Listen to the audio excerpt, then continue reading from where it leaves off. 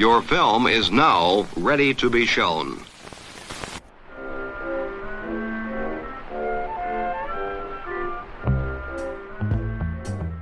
Good morning. I'm Justin Hendricks, editor of Tech Policy Press, a nonprofit media venture intended to provoke new ideas, debate, and discussion at the intersection of technology and democracy. It's almost the end of the year. We've discussed a wide range of news and ideas on this show, and I'm grateful to you for joining us each week. I'm going to close out the year with a conversation I've been looking forward to for some time. This week's guest was recently named a 2024 MacArthur Fellow, and she's written and edited multiple books, including 2019's Race After Technology and 2022's Viral Justice. Last week, she joined me to discuss her latest from the publisher W.W. Norton & Company. I am Ruha Benjamin. I'm Alexander Stewart, 1886 professor of African American Studies, the founding director of the Ida B. Wells Just Data Lab, and author of several books, including my latest, Imagination, a Manifesto. Professor Benjamin, I am so pleased to have the opportunity to speak to you. This is the last podcast recording that I'm doing for the year of 2024. I've put out almost 85 episodes, I think, this year. A good number of them have focused on books, and I'm quite pleased to make this one the last one that we'll talk about together. And I hope that it will leave the listener both maybe reflecting, but also looking ahead and thinking about next year, possibly in an optimistic way, although we'll see where we get to in the course of the discussion. So we're going to mostly focus on Imagination, a Manifesto, but I think I'll try to bring in reference to some of your other prior books as well. I want to start just with definitions.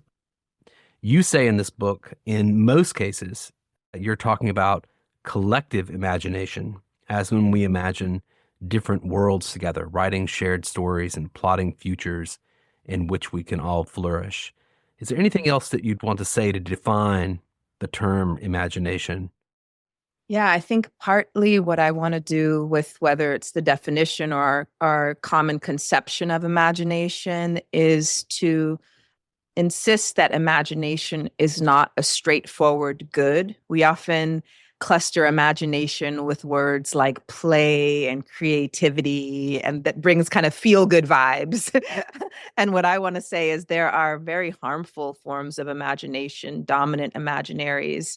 One that I talk a lot about in the book is a eugenics imagination that looks at different groups, ranks them, and considers some people more disposable than others. And so implicit in however you want to define imagination, I want us to leave room for the good, the bad, and the ugly, and to invite us to invest more energy in cultivating forms of imagination that foster our collective well-being, that reflect our inherent interdependence as people and planet.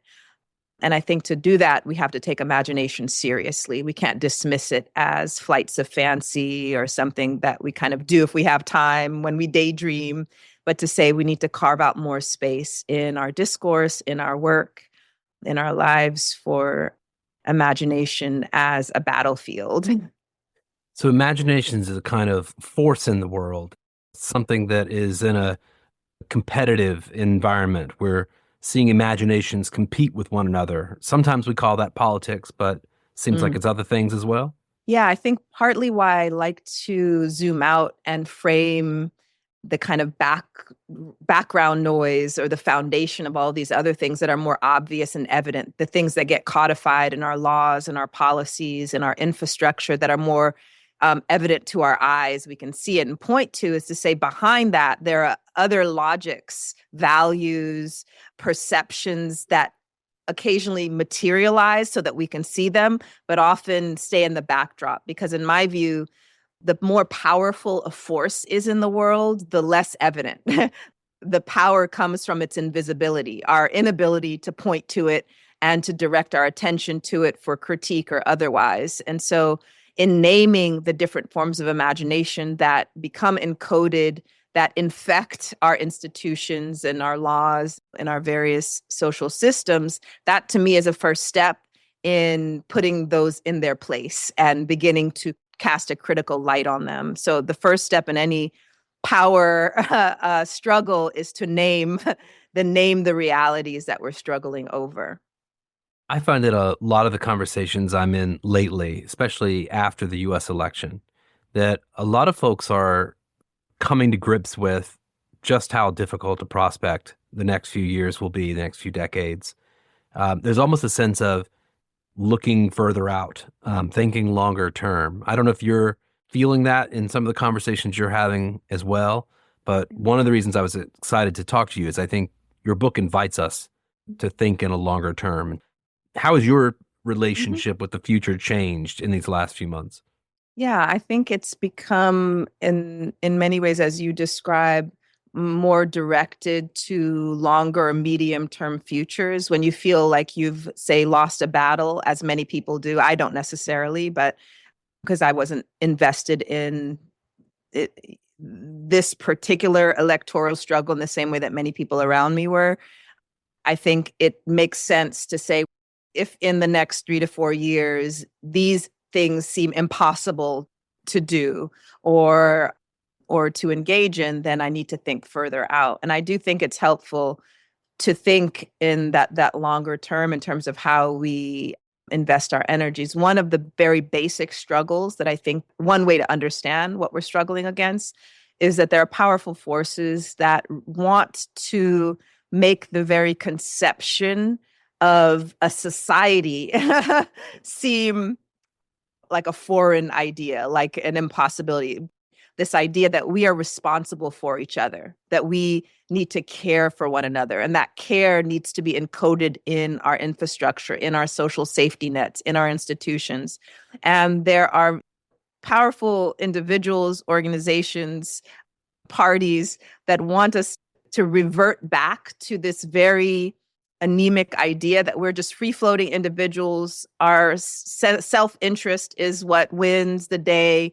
And so over the long term, I think whether you think 100 years or even the next 20, 25 years, we're struggling against some very basic some very basic terrain, one of which is that we do live in a society, that we are responsible for each other. And so one way to direct our energies is to think about how our own work, our own purpose here is to invest in society building practices, things that actually foster these social connections, these safety nets.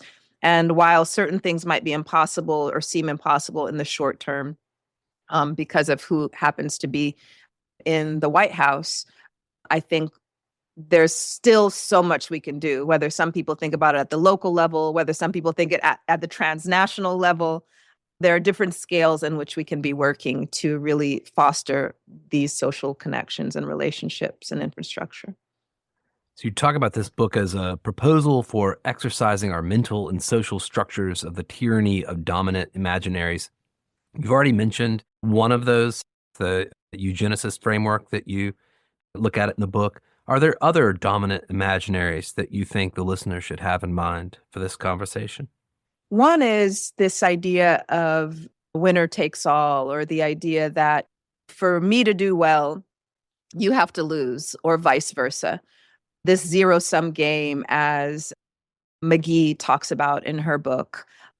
And so I think part of it is to shift from a model in which we see this hyper competitiveness between groups as natural and inevitable, and really to draw on both data and stories and traditions that counter that understand that for me to do well, you have to do well, and vice versa. It's a shift from a charity model of change where we're trying to help the underprivileged or the people, the have-nots, and to move to a solidaristic model, which is that my well-being is intimately bound up with yours.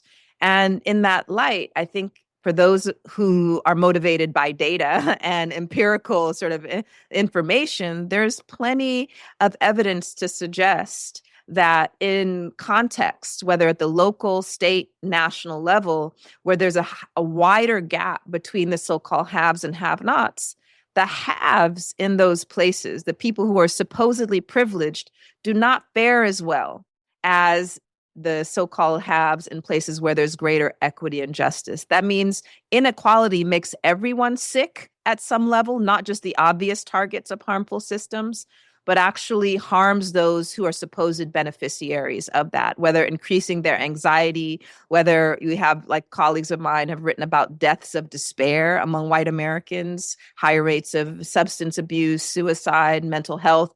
And one way to understand that is that it is unnatural and unsustainable to erect a society with these fault lines in which there's this monopolization of power and resources on the part of a very small group at the expense of everyone else. And so this is an invitation to me for us to think about the way forward being one in which everyone benefits by these changes, investing in greater equity and justice, not only those who are the obvious targets.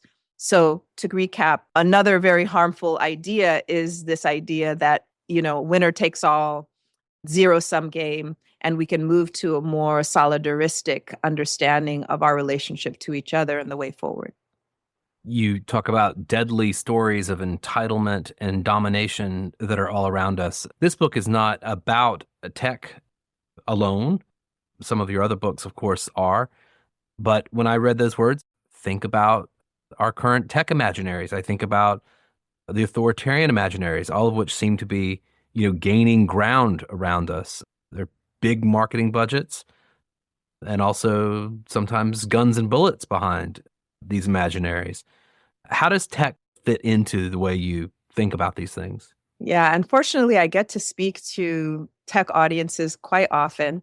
And one of the recurring fallacies that comes up again and again is the pitting of innovation against these more social concerns around equity. The idea that we can't sacrifice innovation by doing X, Y, and Z that focuses on the world, the different groups, how they benefit, how they're harmed. In my view, we should not even consider new developments as innovative if they continue to exacerbate these social problems, if they require the surveillance of certain groups, if different predictive tools foreclose the futures of particular populations. That is to say, built into our definition of innovation when it comes to technology, there needs to be a centering of the social, the political, economic foundations of technology.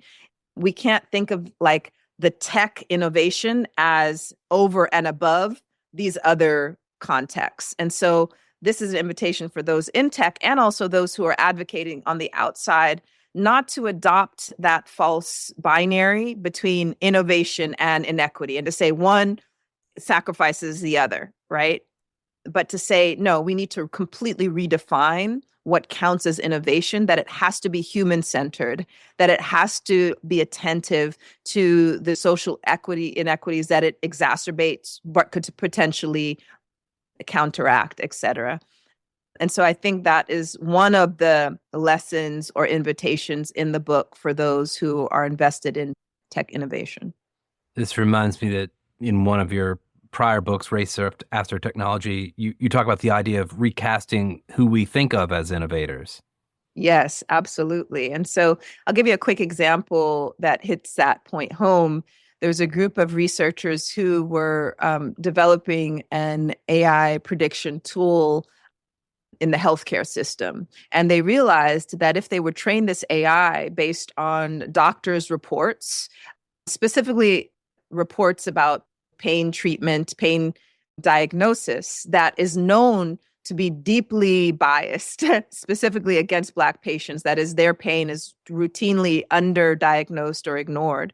And that's reflected in these doctors' reports. So if these researchers trained AI based on those reports, it was going to reproduce that same invisibility of Black pain in this predictive tool. So what they did was, instead of training it on the doctor's reports of pain, they trained it based on patients' own self-reports of pain. They shifted where they went looking for the knowledge and the insight. When we continue to only look at the traditional sources of knowledge, ignoring the biases and forms of discrimination that are built into those records and data, then our so-called innovation reflects the past. It reproduces those patterns. And so to the credit of this team, they did their homework. They didn't just try to create something that was efficient technologically, but was also just socially. And not only were the predictions more accurate, but they were also less biased. And so there are ways to approach this, but it requires us to shake out of these mental models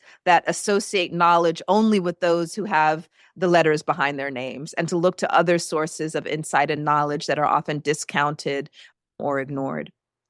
On this podcast, we talk a lot about how we think about the role of technology firms, of capital in defining the future. About halfway through this book, you talk about Sidewalk Labs. It's an ill-fated project in Toronto, probably one of the more, I guess, illustrative examples of a kind of tech imaginary for an entire city. Why does Sidewalk Labs stand out to you? So many reasons. It is really exemplary in that it ends up perpetuating so many of these tropes of innovation that's ungrounded, not grounded in reality. And so part of what's important to note is for any of these initiatives that are selling us on a future, they have to at least pay lip service here to be responsive to people's needs. There needs to be some aspect of what we might call democratic theater involved, where the architects of this plan needs to seem like they're listening to the residents, in this case, holding these kind of town hall meetings in a way that's very self-serving, because in one case with this Toronto example, they invited Indigenous members of the community to come to consult, to provide their insights, and then issued a report based on these series of consultations that completely ignored their recommendations. And so again, part of what's illustrative is the veneer of progress, the veneer of participation that's often surrounding many of these, the marketing of many of these smart city initiatives or other kinds of tools and technologies. And when you look beneath the surface, it's the same kind of actors. It's still Google, it's still the companies creating these visions and then trying to engender buy-in rather than from the ground up, starting with the insights, experiences, desires of people. Now, in saying that about Sidewalk Labs, another set of initiatives that I didn't get a chance to write about because I've only been learning about it recently is a studio called Estudio Teddy Cruz and Fauna Foreman based in Southern California. They're a team that collaborates deeply with the communities that they're designing for, taking their insights as a starting point rather than coming in with their own agenda. And they've created a number of projects in terms of housing, in terms of mixed use, in terms of skate parks for youth, in terms of transient settlements for migrants. So for those who want a different vision of how you do this, that's counter to Sidewalk Labs, they're out there. And one of which is this Studio Teddy Cruz and Fauna Foreman that are showing us what it looks like to start with participation, deep, genuine consulting of the communities that you are collaborating with, not simply designing for. You also point in the book to the People's Advocacy Institute in Mississippi. Having had the opportunity to go to Jackson, I remember leaving there thinking, if we thought about the future and we thought about Jackson, what could happen here?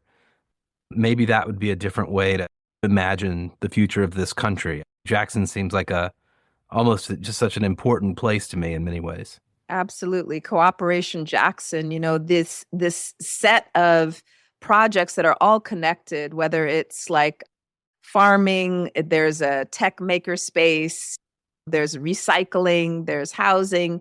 But all of this is also happening in a context of organized scarcity. That is the state of Mississippi really trying to cut the city off from the resources that it needs to thrive. And so even under these conditions, people are able to innovate in the real sense and materialize the creativity in a bottom-up way.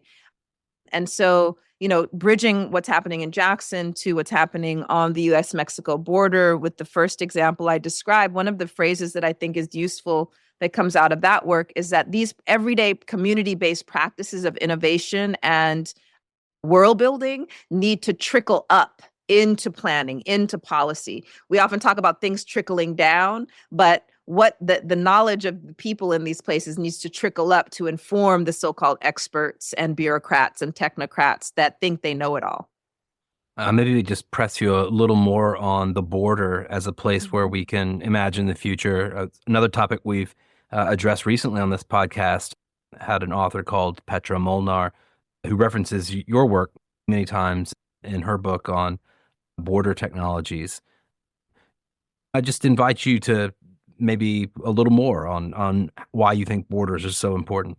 Borders are, again, one of these sites where we're being sold technological fixes to these social and humanitarian crises, where the idea of so-called smart borders is the corollary to smart cities, that is, technological fixes for urban problems that are often just re-encoding them in a different guise. So on the borders, we're being sold robotic dogs that are more humane. We're sold drones and infrastructure that's out of sight to surveil populations by land and sea. And it's not just US-Mexico border, what some call Fortress Europe, which I'm sure Petra talked about in her comments, where it brings together all of these different governmental departments to create what they call the system of systems. That's a really just even more elaborate surveillance. And so we have to ask ourselves, what is this a fix for? It's certainly not a fix for, you think about the plight of migrants or people who are trying to escape certain forms of tyranny, economic depression, et cetera. When you think about who is commissioning these systems, the tools reflect their self-interest. And so if we want different outcomes, we don't want different tools, we need to invest in what some call public interest technology that's created from the start with the public good in mind, not private interests and not just the select interests of a small sliver of the public who is buying elections and pushing politicians around. What's happening at our borders is not divorced from what's happening in our cities and what's happening in our neighborhoods, because oftentimes the same infrastructure, the same tools are trafficking back and forth between these. So we need to care about what's happening, even when it doesn't seem to affect us directly, because eventually it will. I'm sure there are a lot of listeners to this podcast listening to you and saying, yes, agree with you on all of these things. How do we do something different? Yet I'm talking to you on a day that we know the Biden administration's thinking about how it can relax rules on federal lands to allow for building massive data centers. I've just read last week industrial policy plan that OpenAI put out, where they're imagining rebuilding American cities. And of course, data centers, artificial intelligence are at the heart of that. And many of the documents that have come out of the Biden administration, and I'm sure to come out of this next administration, the kind of role of private companies, especially the big ones, is blending with the kind of government interest in a way that it seems the deal's been made, right? The future will be tech firms and their tools and their AI, and the government's along for the ride as long as we can kind of keep the thing together. I don't know. How do you think about this at the moment? What is the kind of opportunity for any of these potential different imaginations to break out in the face of these kind of powerful forces? I will admit that when we do focus solely on these sort of macro level developments or looking up at what policymakers and politicians are doing, it seems very daunting. And the ability to think beyond this seems nearly impossible. And that's why I think in my own work and in my teaching, I really try to use the little bit of time I have people's attention to shine a light on what's happening beneath the surface that doesn't get headlines and hashtags. So for example, over the summer, I went to a gathering called Take Back Tech. that brought together organizations and movement builders from different countries, including many across this country, who are organizing on all of these different fronts, from organizers from Virginia who are fighting the building of data centers to people who are trying to create more distributed platforms that aren't centralized and can evade surveillance all across the board. Every aspect of this that we think of as the source of the problems that we're up against, there are individuals, groups, and movements that are working. And in some cases, it actually benefits them to be under the radar. Like, we don't want to share all of the strategies and struggles that are happening. But I do think, listeners, it's important to know that there are ways to plug in to these counter movements, counter imaginaries, to lend your own energy and insight, not to drive them, because they're being driven by people on the ground who are most affected by the harms associated with them,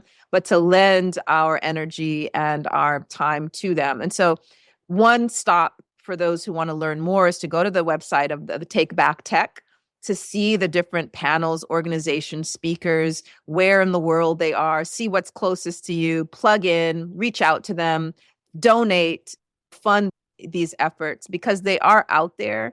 And like, one of the things that I learned as a child from my grandma is that whatever you water grows. And so if we only focus on the harms, we focus on the things that we want to get rid of, without naming and shining a light on the things we want to grow and have more of, then we're only doing half of the work. So we want to couple our criticality, the things we're critical of, with creativity, with investing our time and energy on what we want to see more of. And it's out there.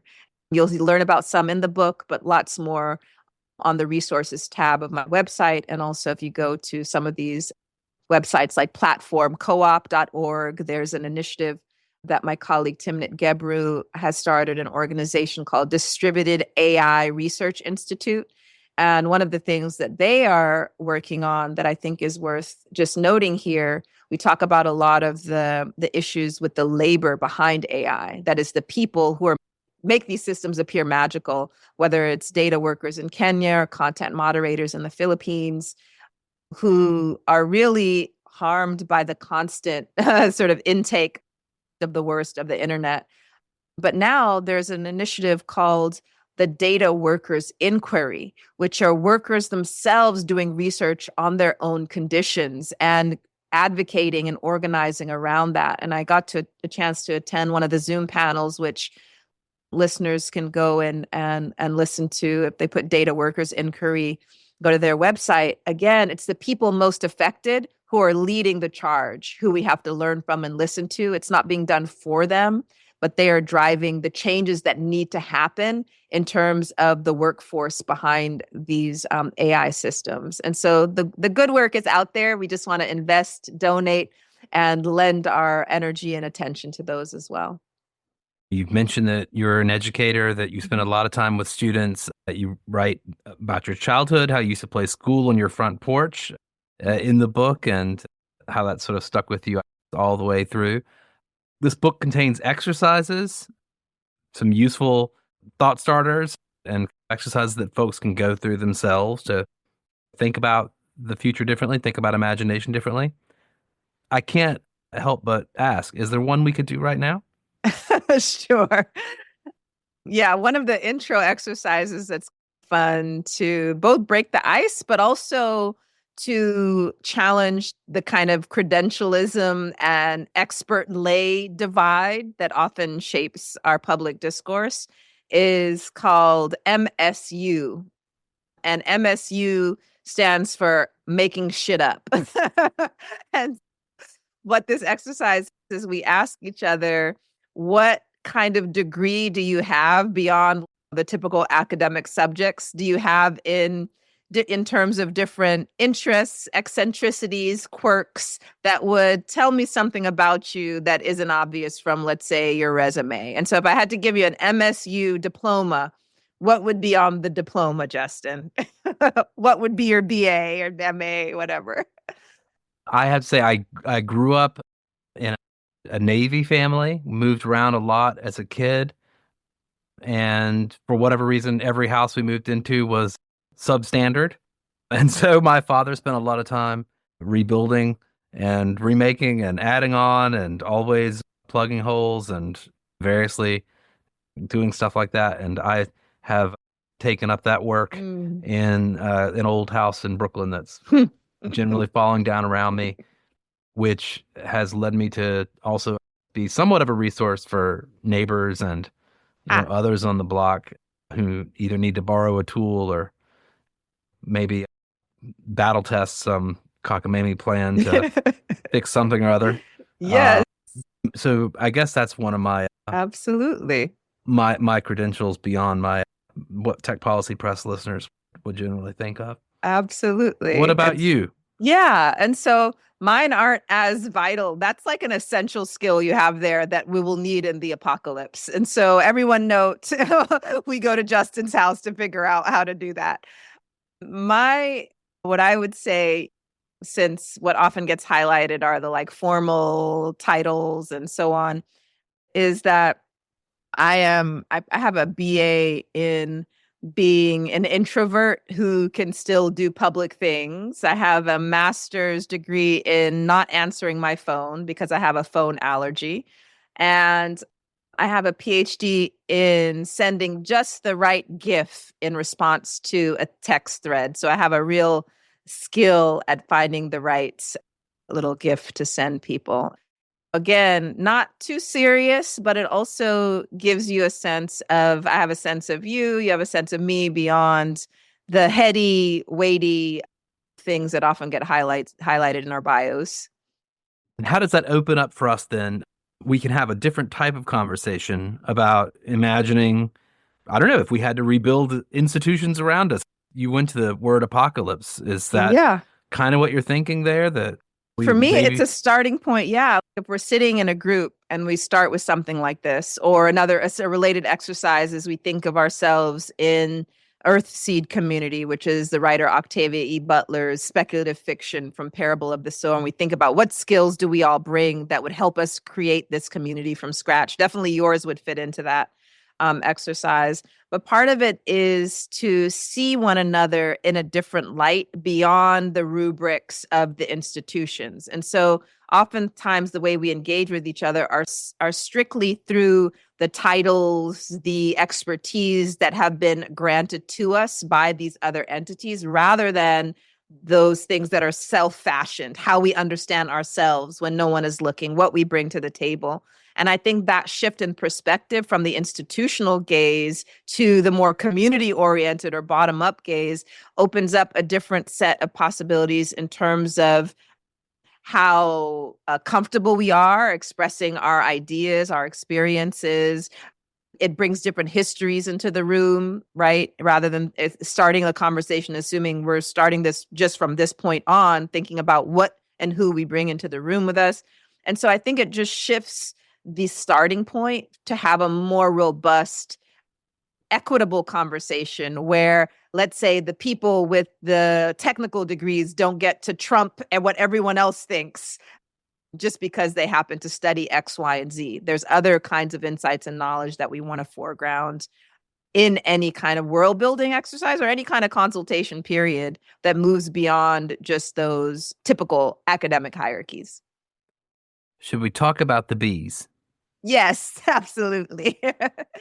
Yes. So right now I'm looking out in my backyard and I have my hives sitting there that my family and I started with these bees at the beginning of the pandemic. And so I become a bee nerd, learning everything I can about these little creatures. They have a lot to teach us about society, about human interaction.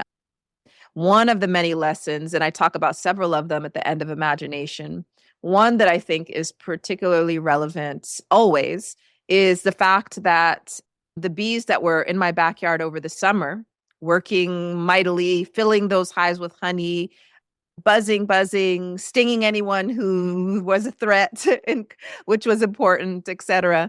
Those bees, their lifespans aren't long enough to survive now through the winter. So they did all of that work to ensure the resources would be there for the next generation of bees that are now sitting and working and in those hives. And so part of it is a lesson about what we owe the next generation, and the fact that much of the labor that we're all putting in now, we're not going to necessarily see the fruits of that in our lifetime, or at least not mostly. And so we need to think about who did the work for us, who created the sweetness and the stings to make our lives possible, but also looking forward to think about that kind of intergenerational solidarity, or what many indigenous traditions think of as looking 7 generations forward in terms of why we do what we do, what we're responsible for, and as opposed to just like the here and now. And so those bees are teaching us what it looks like to do the work, to create the sweetness, the stings, not out of self-interest simply, but out of collective well-being, to ensure that the group thrives, not just they as individual little creatures thrive. You talk in the book about the kind of disregard we have for pre-modern people and cultures, and also generally the need to consult with older indigenous traditions and ideas. How do we get more of that back into the discourse? Yeah. One of the books that I read as like early on in grad school that has stuck with me has a title. The title is what really sticks with me. It says, "We Have Never Been Modern" by Bruno Latour. And part of the conceit there is that a lot of the things that we associate with modern life still has so much superstition, has so many stories and beliefs built into it, including so much of the hype around AI and what AI will be able to do. There's a kind of religiosity around the creation of these systems and the doom and the hype around them. And I've written a little bit about that in a new essay called "The New Artificial Intelligentsia," which was in the LA Review of Books. But so part of it is to push past, again, that binary between what we consider modern and pre-modern. And in doing so, we realize all of the things that we perhaps dismissed, cut off, looked down on, and that's pre-modern, that we need, that we need today in terms of our ecological crises, definitely, our relationship to the earth, to resources, that precisely because we have fallen into the superstition of the tech elite, or what I call the new artificial intelligentsia, that set of beliefs is behind the kind of extraction and immiseration of the planet and many people on it.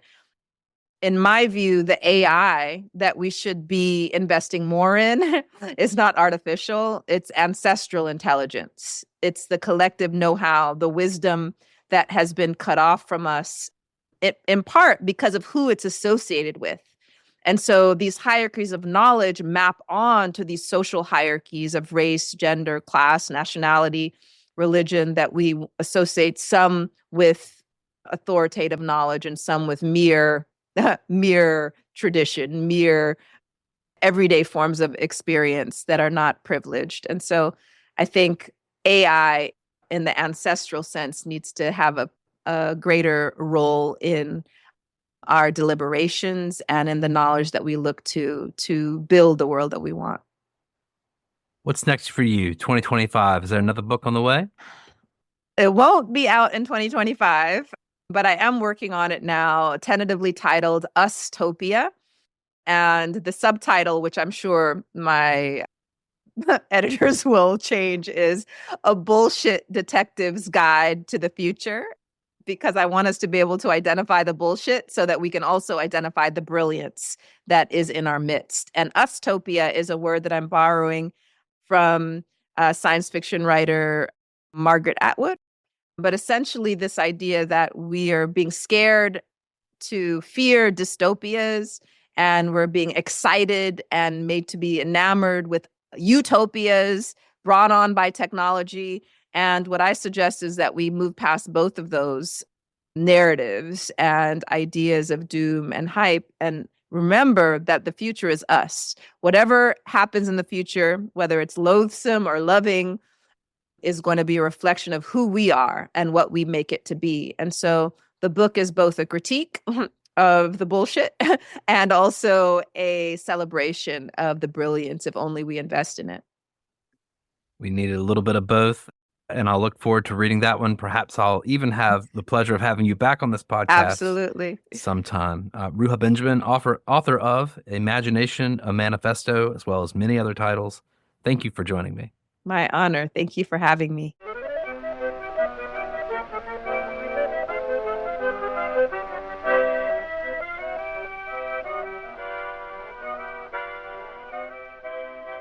That's it for this episode. I hope you'll send your feedback. You can write to me at justin@techpolicy.press. Thanks to Dr. Ruha Benjamin, thanks to my co-founder Brian Jones, and thank you for listening.